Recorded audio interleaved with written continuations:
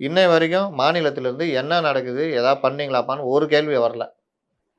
இல்லைண்ணா அப்படி ஒரு ஆஃபீஸ் எங்கண்ணா இருக்கு? மாநிலத்திலேருந்து கேட்கறதுக்கு எந்த நிர்வாகி இருக்காங்க? அததான் யார் கேட்கணும்?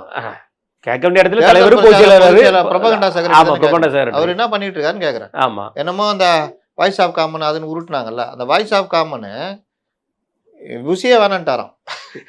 எப்பா உங்க ஆளுங்களே எங்களுக்கு வேணாம், நான் பார்த்துக்கிறேன் அப்படின்னு. அப்போ எந்த லட்சணத்தில் இருக்கீங்க? சரி, இந்த வாய்ஸ் ஆஃப் காமன் 234 தொகுதியிலையும் இவங்க கான்டாக்ட் பண்ணி டேட்டாஸ் மற்ற விஷயங்கள்லாம் கொண்டு போகணுமா, ஏதாவது பண்ணணுமா? கண்டிப்பா. ஹாட்லைனில் நீங்கள் இருக்கணுமா வேணாமா?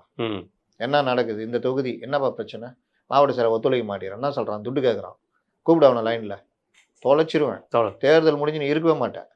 இந்த ஒழுங்காக ஒர்க் பண்ணல. நான் பல தொகுதிகளில் வேட்பாளர் போகிறாரு, ஆட்களை தட்டி கொண்டு வர வேலை எதுவுமே கட்சிக்காரன் செய்யறதில்லை.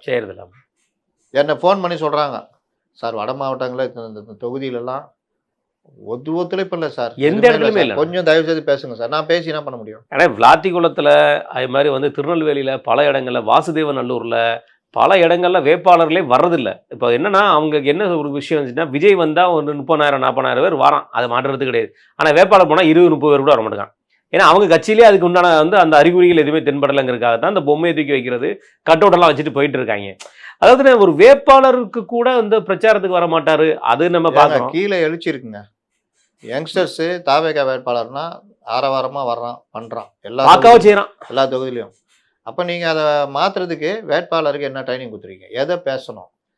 1 லோக்கல் இஷ்யூ பேசணும், 2 மற்ற வேட்பாளர் பற்றி பேசணும், 3 மாவட்ட இஷ்யூ பேசணும், 4 தமிழகம் தழுவிய இஷ்யூ பேசணும். இதுக்கெல்லாம் வேட்பாளருக்கு என்ன ட்ரைனிங் கொடுத்துருக்கீங்க? ஒன்றுமே கிடையாது. இல்லை டெய்லி என்ன கொடுக்குறீங்க? இன்னைக்கு இதை பேசு, நாளைக்கு இதை பேசு, இந்த அப்டேட்டா, இந்த உங்க இதில் தொகுதியா இல்லைன்னா வேட்பாளர்லாம் இந்த இன்ட்ரெஸ்டட் அதை பண்ணணும். ஒரு தொகுதியில் வேட்பாளர் மாவட்ட செயலர் வேலை போயிட்டாராம்.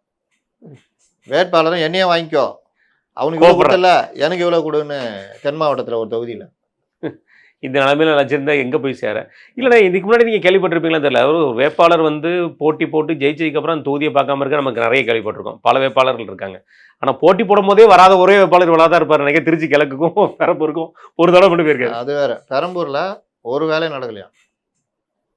நான் பேசிடுமா சொல்கிறாங்க. நீங்கள் என்ன சார் நான் சொல்லட்டுமா? என்ன பெரம்பூரில் ஒன்றுமே நடக்கலை சார். அங்கே லீகல் இருப்பாங்கல்ல, லீகல் டீம் வக்கீல், அவங்க கூட இல்லை சார், எதுவுமே இல்லை.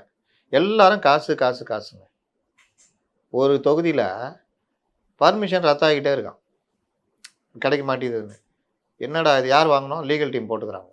அப்புறம் அவர்கிட்ட சொல்கிறாங்களாம், என்ன செலவானாலும் பரவாயில்ல பாருங்க, உடனே பர்மிஷன் கிடைக்குதா? அப்போ எங்கே பிரச்சனை?